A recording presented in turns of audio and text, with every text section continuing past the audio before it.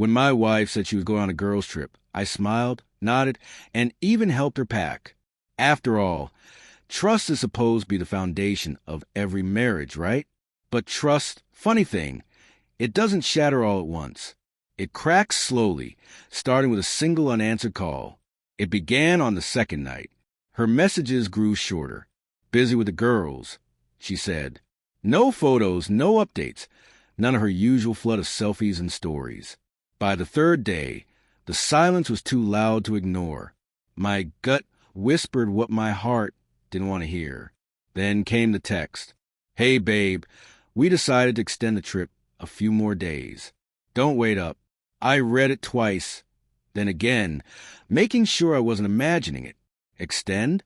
Without mentioning it beforehand? I could almost hear the walls of our marriage start to creak.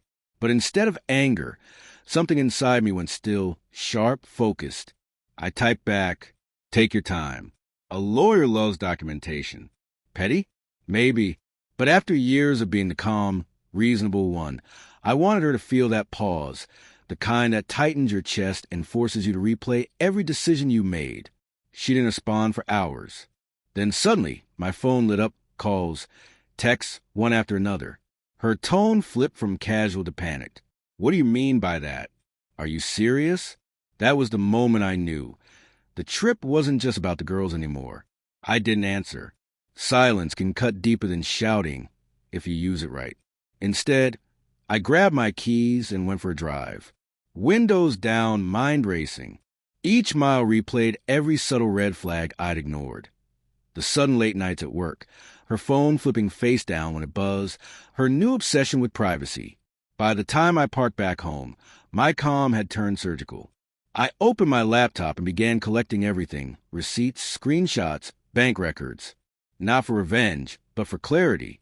Because when people show you who they are, it helps to have proof.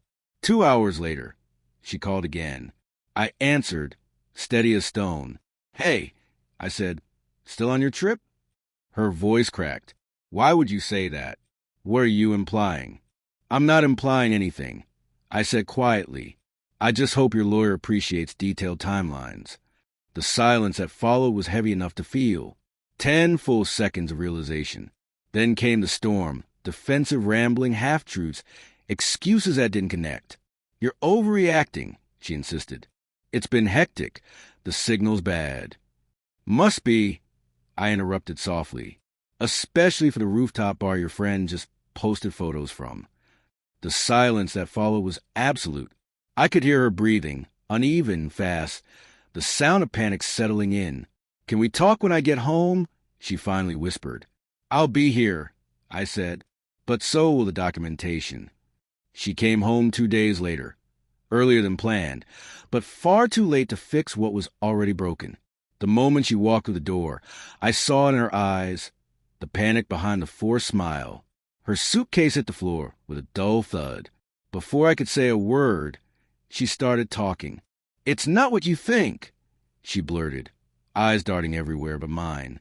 We all just needed a break. Everyone stayed longer. It wasn't planned. I nodded slowly, letting her words drift between us like smoke. Everyone. I asked, then I guess the guy from the rooftop bar was part of the girls' trip too? The color drained from her face. The silence stretched until it felt suffocating. I slid a folder across the table. Screenshots, timestamps, tag photos. Nothing dramatic. Just facts. Cold, undeniable facts. Her lips trembled. You went through my stuff? No, I replied evenly. I went through the internet. You left the evidence public. That was the breaking point.